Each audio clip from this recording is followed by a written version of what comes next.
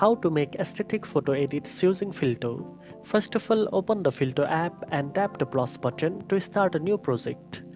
Select the photo you want to edit from your gallery. Next, choose the crop or aspect ratio that fits your preferred social media platform, like 1:1 for Instagram post or 9:16 for stories. Now tap on the filters section and browse through the many aesthetic filter options available.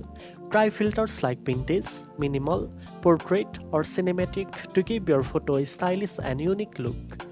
After applying a filter, you can adjust the filter intensity to make it subtle or more noticeable.